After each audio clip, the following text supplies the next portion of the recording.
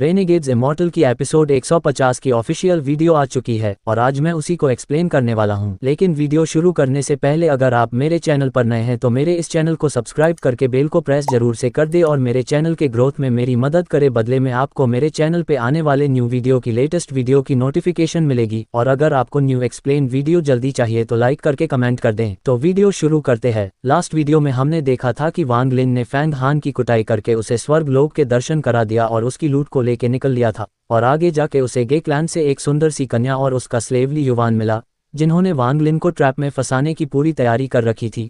लेकिन वांग लिन को फंसाने के लिए इतना काफी नहीं था, उल्टे वांग लिंग उनकी पिटाई कर देता है और उस कन्या की बरसों की मेहनत को ले लेता है। लेकिन वह कन्या मुनहफट होती, जिसकी वजह से वांग लिन को गुस्सा आ जाता है और उसे एक रख के देने वाला होता है। मगर उसका स्लेव आकर उसे माफी मांग लेता है और बदले में वांग लिन को हेवनली थंडर रेल्म के ट्रेसर का पता बताऊंगा बोलता है।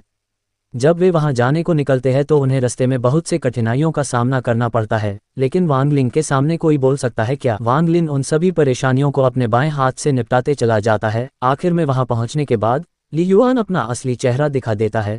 वांग लिन को पता चलता है कि ये बंदा तो बहुत बड़ा शतरमुर्ग है। शुरू से लेकर आखिरी तक इसने सब प्लान बना रखा था कि ये इस खूबसूरत लड़की को किस तरह से किल करने वाला था। और उस लड़की को धमकी देते हुए वांग लिन की तरफ देखने लगता है और यहीं पर एपिसोड खत्म हो गया था। तो एपिसोड 150 की शुरुआत में हमें ली युआन का सीन दिखाया जाता है, जो कि मिस गे पर स्वॉर्ड रखा होता है और वांग लिन उन्हें देखकर मन में सोच रहा होता है कि इसने शुरुआत से ही सब प्लान कर रखा था, इस बंदे ने ये डीप गेम खेला है। लेकिन वांग लिन को इन सब से कोई लेना देना नहीं होता है। वो सोच रहा होता है वो 18 फोल्ड प्लम सील के लिए आया है। वह अपने आसपास देखता है और अपने स्पिरिट स्वॉर्ड को निकालकर उन पे अटैक कर देता है, जिससे दोनों अलग अलग साइड गिर जाते हैं। मिस गे इसे एक मौका देखती है और वहां से निकल जाती है।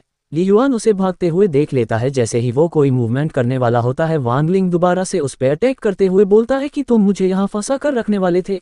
जिसपे ली युआन फिर से बोला बनने की एक्टिंग करते हुए वांग लिन को झांसा देता है कि यह एक मौका था उसके क्लैन के कस को मिटाने का। लेकिन वांग लिन उसे बोलता है कि उसके क्लैन के कस का उससे कोई लेना देना नहीं है और एक और अटैक उस पे दे मारता है, जिससे ली युआन फीस अपने विलेन वाले फॉर्म में आता है और इस बार एक दाव टेक्निक बनाता है जिसका प्रेशर बहुत ज्यादा होता है, जिससे वांग लिन पर भी बहुत जोर का प्रेशर पड़ता है, इसलिए वो हिल नहीं पा रहा होता है। तभी वो एक साइड हाथ बढ़ाकर कुछ करता है और वहां का स्पेस क्रैक हो जाता है, जिसमें से मिस गे को ली युआन अपनी ओर खींच कर ले आता है और उसका गला पकड़ लेता है। वांग लिन अभी भी उस प्रेशर से दबा हुआ होता है। शायद वांग लिन इस सिचुएशन पर कोई शक्ति प्रदर्शन नहीं करना चाहता है, इसलिए वह कुछ नहीं कर रहा होता। ये मसले उन लोगों के हैं, इसलिए भी वांग लिन शायद इंटरफेयर नहीं करना चाहता है। तभी मिस गे, जिसकी गर्दन ली युआन ने दबोच लिया था, शायद बेहोश हो जाती है या शायद मर गई होगी और इसलिए ली युआन उसे अपने स्पेस स्टोरेज में रख लेता है। ली युआन अपने ऑरा और ट्रैप को हटा देता है और वांग लिन से बोलता है कि वह वांग लिन को कोई भी प्रकार से हर्ट नहीं करना चाहता है और उसे वांग लिन की डिवाइन टेक्निक चाहिए।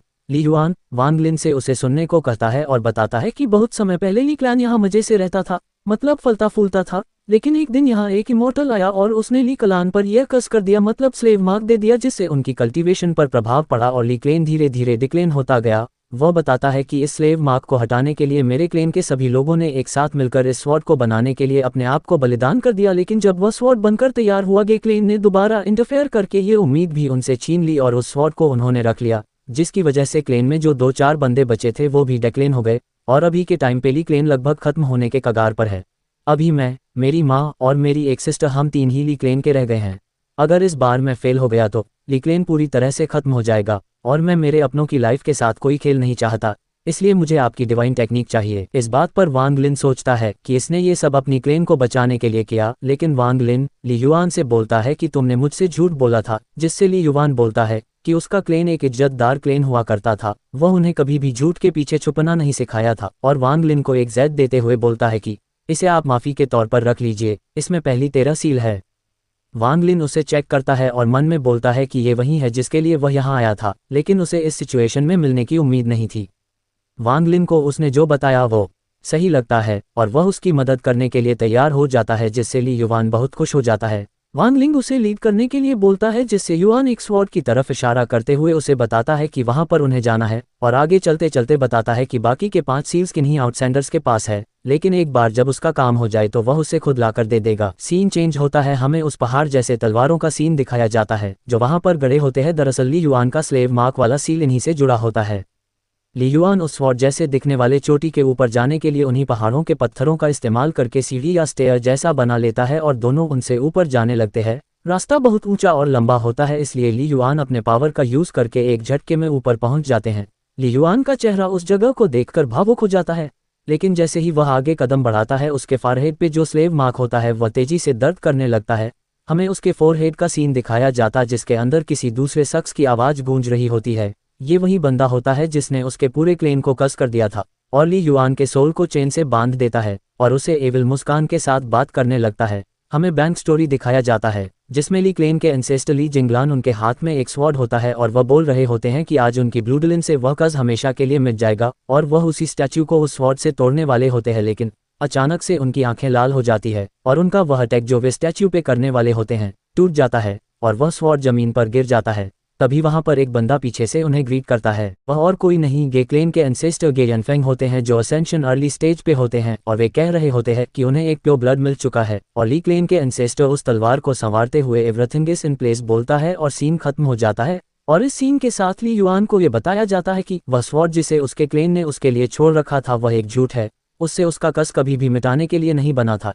इस बात पर ली युआन भरोसा कर लेता है और खुद के किए हुए प्रयासों को बेकार समझकर खुद पर रिग्रेट करने लगता है और सोच रहा होता है कि वह वांग लिन को कैसे रिपे करेगा। इधर वांग लिन उसे उठाने का प्रयास कर रहा होता है, लेकिन जैसे ही वह जागता है उसकी आंखें फिर से लाल हो जाती है। शायद ये उस कस की वजह से हो रहा होगा। ली युआन अपने माथे को पकड़े धीरे से खड़ा होता है। वांग लिन उसे पूछता है कि क्या वह ठीक है, जिससे ली युआन उसे बोलता है कि ये बस स्लेव मार्क के कारण दर्द हुआ था। वांग लिन को थोड़ा संदेह होता है कि कुछ तो हुआ है, इसलिए वह उसे स्कैन करने लगता है।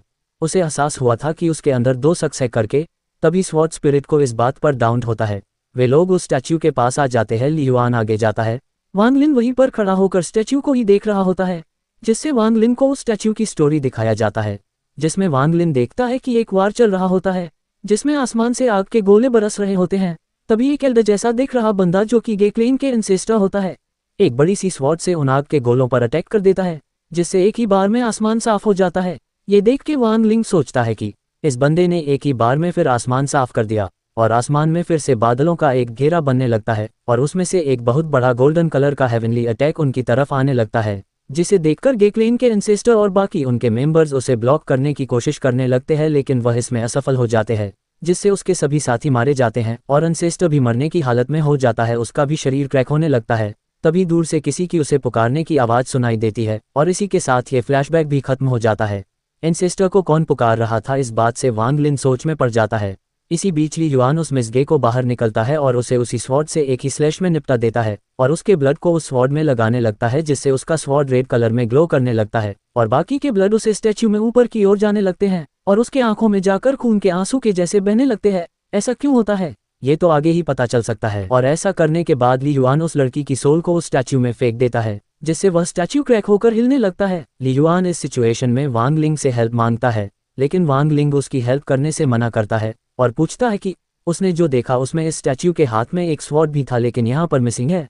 ली युआन इस बात पर वांग लिन को गुमराह करने की कोशिश करता है, लेकिन वांग लिन उस स्टैच्यू को अपने स्वॉर्ड स्पिरिट से स्कैन करने के लिए बोलता है। स्वॉर्ड स्पिरिट उसे स्कैन करके बताता है कि वह स्वॉर्ड इस स्टैच्यू के अंदर है और वांग लिन उस स्टैच्यू को अपने स्पिरिट स्वॉर्ड से तोड़ देता है, जिससे वह स्वॉर्ड उसके अंदर होता है। ली युआन उसे जल्दी से रिकवर कर देता है और वांग लिन से बोलता है कि उसने उसकी मदद करने की बात कही थी, जिससे वांग उसे बोलता है कि मैंने ली युआन से ये बात कही थी, न कि उस स्वॉर्ड की स्पिरिट से। अब यहाँ पर यह बात क्लियर होता है कि वह बंदा जो ली युआन के अंदर था, जिसे वांग लिन ने आते वक्त सेंस किया था, वह एक स्वॉर्ड स्पिरिट था और ये सब उसी स्वॉर्ड स्पिरिट का किया धरा है। और जो स्टैचू हमें देखने को मिला वह उसी गे क्लेन के एंसेस्टर का था, पर यह बात समझ नहीं आई कि उसने उस लड़की की बलि वहां क्यों चढ़ाई। खैर जो भी हो, वांग लिन ये कहकर वहां से निकलने लगता है, लेकिन ली युआन जो अब एक स्वॉर्ड स्पिरिट है वो बताता है कि ये पूरी जगह उसकी डोमेन है और वह यहाँ से आसानी से नहीं जा पाएगा। और वांग लिन पे एक दाव अटैक जो कि उसी पहाड़ों के पत्थरों से मिलकर बना होता है हाथों से अटैक कर देता है और वांग लिन को दबोचने की कोशिश करता है, लेकिन उसका पपेट उस अटैक को डिस्ट्रॉय कर देता है। लेकिन वह स्वॉर्ड स्पिरिट यानी ली युआन उसके पपेट को पकड़ लेता है और उस पपेट के सिर पर पैर रखते हुए बोलता है कि एक लो रैंक पपेट मुझे चैलेंज करने की हिम्मत कर रहा है। वो वांग लिन को धमकाते हुए बोलता है कि वह मेरे इमॉर्टल लॉर्ड को रिकवर करने में मदद करे। अब उसके इस डायलॉग से हमें पता चलता है कि वह उस लड़की की बलि उसके इमॉर्टल लॉर्ड को रिकवर करने के लिए कर रहा था, यानी उस गे क्लेन के एंसेस्टर को। वो आगे बोलता है कि या तो मेरी मदद करो या फिर मरो। वांग लिंग उस पे एक इल्यूजन अटैक दे मारता है, लेकिन वह शील्ड लगाकर बच जाता है वांग लिंग सोचता है कि उसे उसके एंसेस्टर को रिवाइव करने के लिए मेरी क्यों जरूरत है। ये देखकर वह 18 प्लम सील के फर्स्ट सील से उस पे हमला कर देता है, जिसका नाम फ्रॉस्ट ब्लूम होता है, जो कि देखने में एक खूबसूरत फूल की तरह होता है। जैसे ही वह जमीन से टकराता है, वहाँ एक बहुत बड़ा सा गोल्डन कलर का पेड़ उग जाता है, जिसकी जड़ें वांग लिंग को पीछे धकेल देती है। तभी वह स्वॉर्ड स्पिरिट मतलब ली युआन वाला उस पेड़ के पास से एक शाखा या ब्रांच जैसा उठाता है, उसे फोर्थ सील से अटैक कर देता है, जिससे पेड़ से इंसानों जैसे लोग निकलकर वांग लिन पे अटैक कर देते हैं। लेकिन वांग लिन इन सब से बच रहा होता है। तभी वांग लिन देखता है कि उसके इंसान जैसे दिखने वाले पेड़ अजीब हरकत करने लगते हैं। इधर हमें दिखाया जाता है कि लियुवान जो उसके शरीर के अंदर बंधा होता है, वह उस चैन से निकलने की कोशिश कर रहा होता है, लेकिन वह उसने निकलने में नाकामयाब होता है, जिससे स्वॉर्ड स्पिरिट फिर से फॉर्म में आ जाता है। वांग लिन पे फिर से हमले होने लगते हैं, लेकिन इस बार वांग लिन उसके सारे अटैक को डिस्ट्रॉय करते हुए स्वॉर्ड स्पिरिट पे हमला कर देता है, लेकिन उसका वो इंसान जैसा दिखने वाला लकड़ी का पपेट सामने आकर ब्लॉक कर देता है। इधर ली युआन उसके चैनों से निकलने की पूरी कोशिश कर रहा होता है। वांग लिन स्पिरिट को बोलता है कि मैं जानता था कि तुम ली युआन नहीं हो। ली युआन को मुझसे मेरी पैरालाइज टेक्निक चाहता था, क्योंकि वह उस स्लेव मार्क को हटाना चाहता था, लेकिन तुम मुझसे मेरी कर्मा विप चाहते हो अपने मास्टर को जिंदा करने के लिए।